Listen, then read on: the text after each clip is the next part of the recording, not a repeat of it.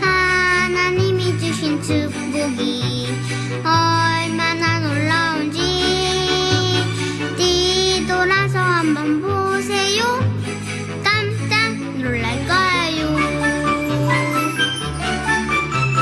하나님이 주신 은혜가 얼마나 감사한지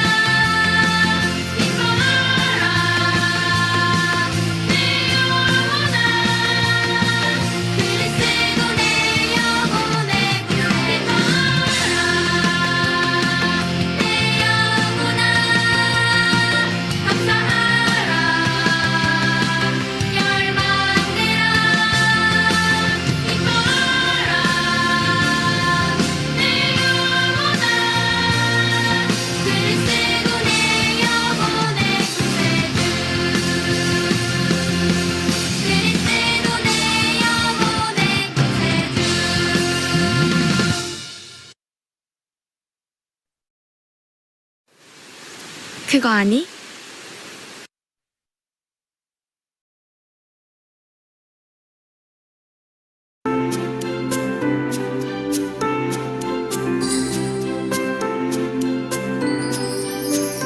성부 하나님은 나를 만드셨죠.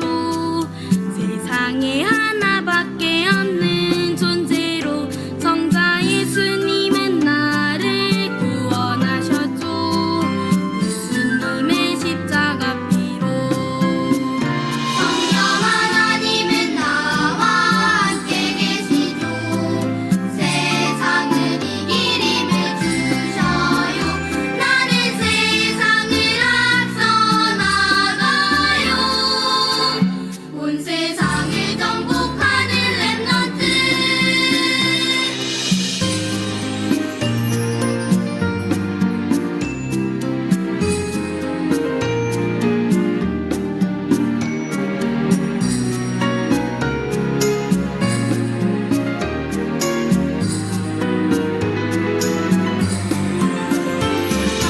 하나님은 나를 만드셨죠. 세상에 하나밖에 없는 존재로 성자 예수님은 나를 구원하셨죠. 예수님의 십자가 피로 성령 하나님은 나와 함께 계시죠. 세상을 이길 힘을 주셔요. 나는 세상을 앞서 나가요. 온 세상을 정복하는 렘넌트.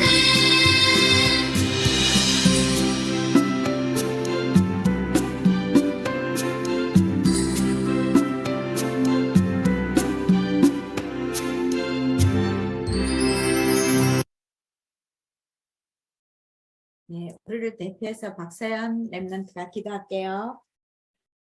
하나님 감사합니다. 여기까지 신앙 발판을 우리의 삶 속에 누리게 하시고 모든 문제 속에 하나님의 계획을 발견하는 태영아 부가 되게 해주세요. 세상의 말에 속지 않고 하나님 말씀 따라 분별력 있는 렘넌트 되게 해주세요. 예배드리는 이 시간 하나님 나라가 임하게 해주시고 말씀 전하시는 사모님께도 성령 충만 주세요. 살아계신 예수 그리스도 이름으로 기도합니다. 아멘. 네. 에베소서 1장 볼게요. 에베소서 1장 4절에서 6절 말씀. 1장 말씀.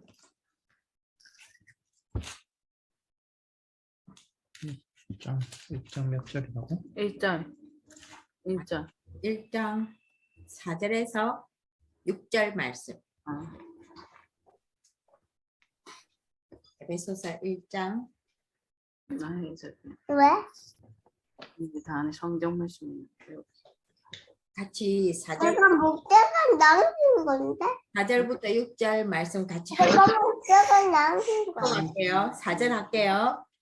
내가 목재가 세상에 남긴 그리스도 건데? 안에서 앞에서 우리를 택하사 우리를 안에서 그때 거룩하고 흠이 없으시려고 그 기쁘신 때로 우리의 예정을 결정하사 예수 그리스도로 말미암아 자기 아들들이 되게 하셨으니 이는 그가 사랑하시는 자 안에서 우리에게 우리에게 거저 주시는 바 그의 은혜의 영광을 전송하게 하려는 것이니 이제 똑같이 봐야지.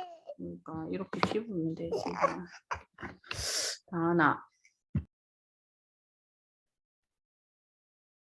이게 이제 에베소서 1장 뒷부분에 보면 우리가 평생 기도해야 될 기도 제목들도 나오는데요. 어쨌든 소요리 문답 중에 이제 7문답으로 갑니다. 그래서 이번에 시작할 때 작정이란 뜻과 예정이라는 뜻, 하나님의 섭리라는 뜻을 이제 정리를 했어요. 작정은 하나님의 뜻대로 정하신 영원한 목적을 이루시는 것이 작정이다. 하나님의 작정은 하나님의 뜻 가운데 하나님의 영원한 목적을 이루는 것이 작정이고요.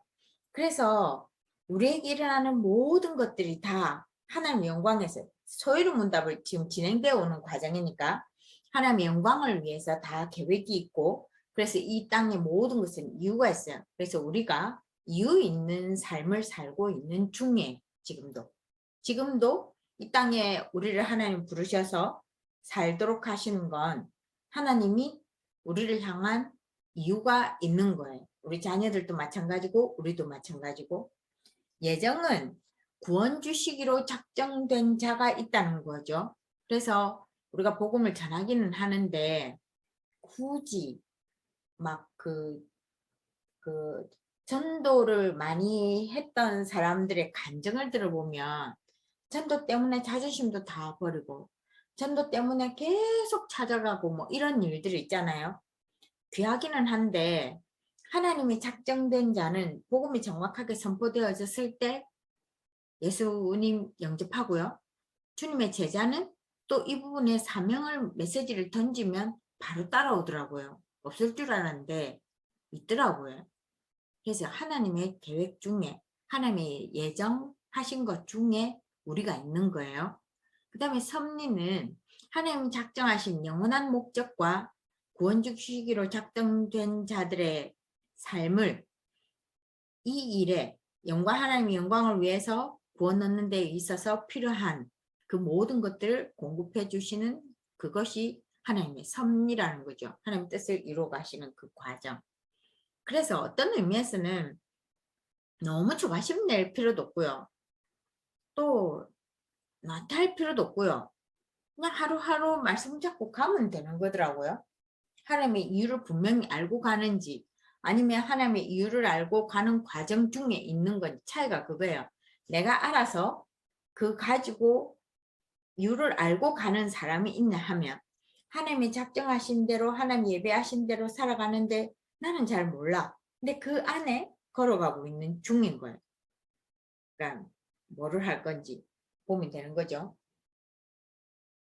그래서 하나님이 이미 작정하셨기 때문에 우리가 신앙의 발판을 붙잡아야 된다 해서 우리가 앞에 쭉 봤던 신앙의 발판 10가지 지금 금요일 날 다시 지금 그러니까 신앙의 발판 한 가지로 해서 지금 3번째까지 말씀이 나왔어요. 신앙의 발판이 금요일 날 렘넌트를 향한 메시지인데 신앙의 발판 다시 해요. 우리는 2부 강단에서 하나하나를 지금 다 10가지 발판을 보고 지금 소요를 문답으로 넘어와 있는 상태거든요. 그래서 하나하나 보시면 되시고요. 문제가 오면 그 문제 속에는 반드시 답이 있기 때문에 찾으면 됩니다. 기도로 인도받아가는 거죠.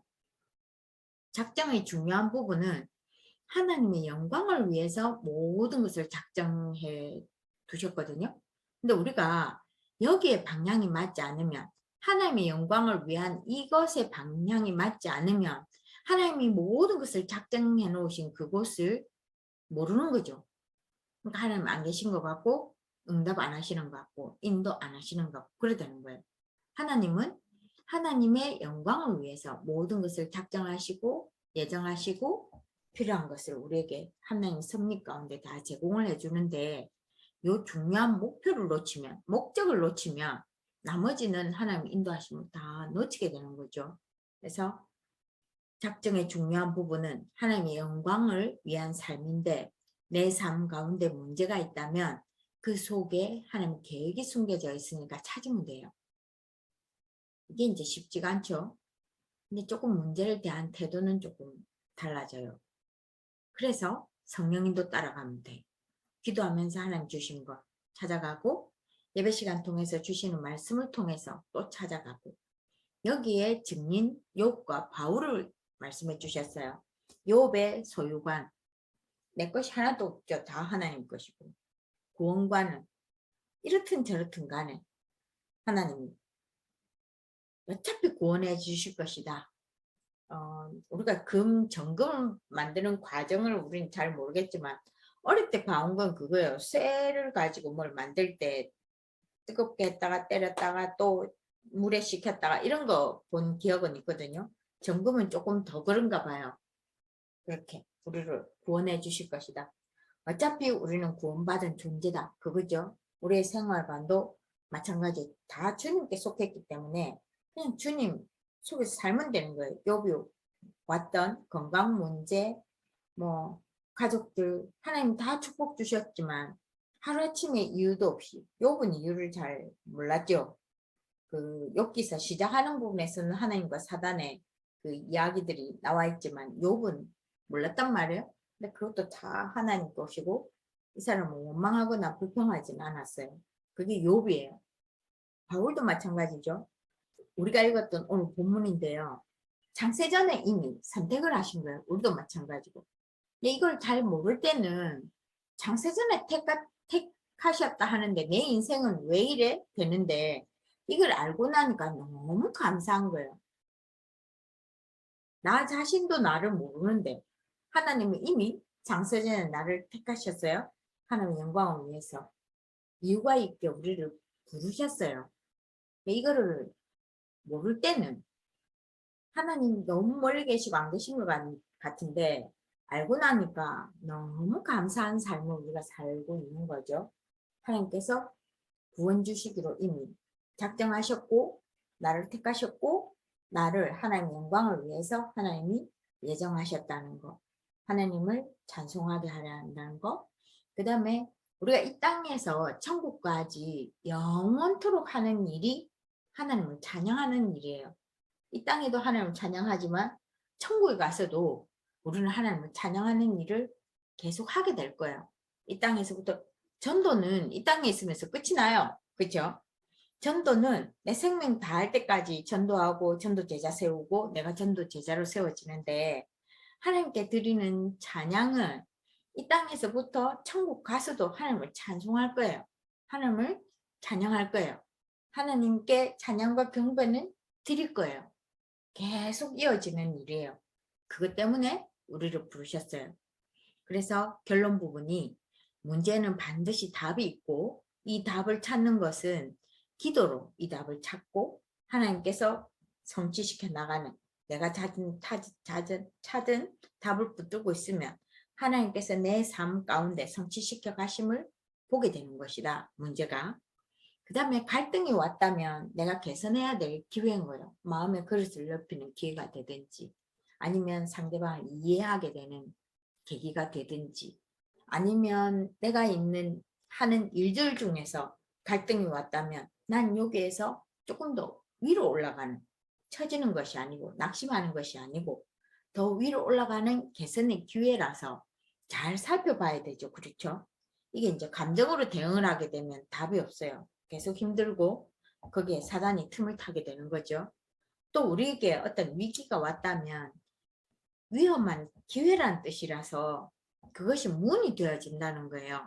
그러니까 우리가 이 자리에 계속 머물러져 있으면 갈등이 오고 위기를 오게 되면 그 속에서 자꾸 생각의 틀이 그 안에만 있으면 기회인지 문인지 아무것도 못 봐요. 근데 갈등이 오고 위기가 오고 문제가 오면 말씀 앞에 하나님 앞에 질문하고 예배 시간을 통해서 말씀의 인도 따라 가고 그 다음에 여러 가지 하나님 앞에 기도하다 보면 내 마음에 와닿는 그 무엇인가가 있단 말이죠. 그거 붙잡고 개선하고 그 문을 향해서 가면 돼요.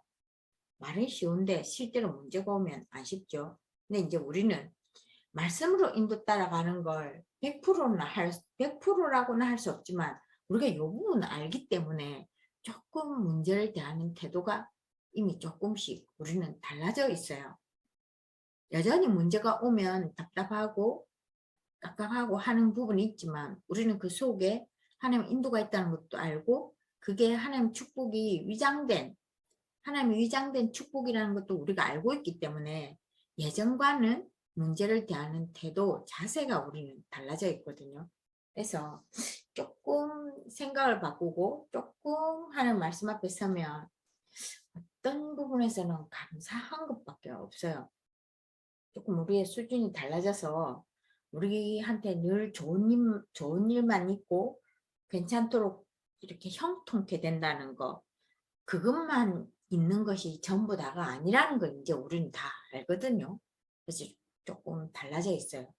그래서 하나님 우리를 택하실 때 하나님 작정은 하나님의 영원한 목적을 이루기 위해서 하나님께서 특별히 우리를 선택해서 불렀다는 거, 요거 딱 붙잡고 우리의 모든 일상생활에 모든 것들이 다 하나님의 영광을 위한 삶이라는 것도 놓치지 않았으면 좋겠습니다. 정은수 집사님이 세금의 새 생활 해주실게요.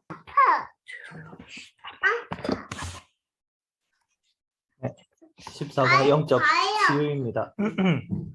갈라디아서 2장 20절에 내가 그리스도와 함께 십자가에 못 박혔나니 그런즉 이제는 내가 사는 것이 아니요 오직 내 안에 그리스도께서 사시는 것이라. 이제 내가 육체 가운데 사는 것은 나를 사랑하사 나를 위하여 자기 자신을 버리신 하나님의 아들을 믿는 믿음 안에서 사는 것이라.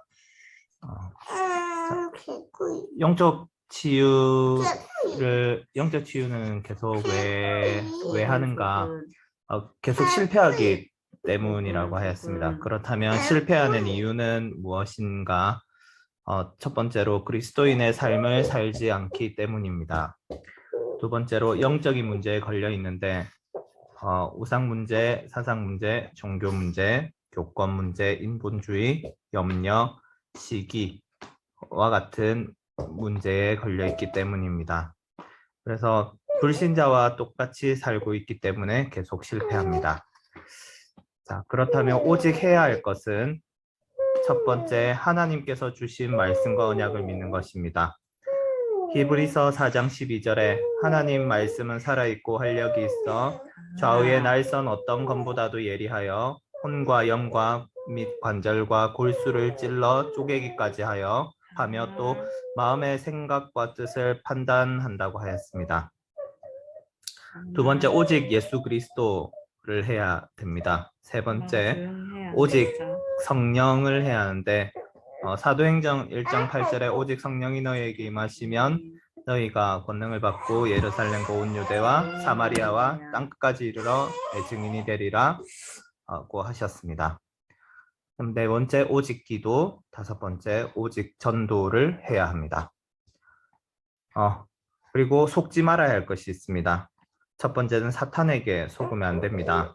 요한복음 8장 14절에 마귀는 거짓말쟁이, 속이는 자라고 하였습니다. 두 번째, 자신에게 속지 말아야 합니다. 갈라디아서 6장 6절에서 8절에 스스로 속이지 말자고 하였습니다. 그래서 육체를 위하여 심는 자는 육체로부터 썩어질 것을 거두고 성령을 위하여 심는 자는 성령으로부터 영생을 거둔다 라고 하였습니다. 다음 세 번째, 환경에 속지 말아야 하겠습니다. 네, 이상입니다. 네.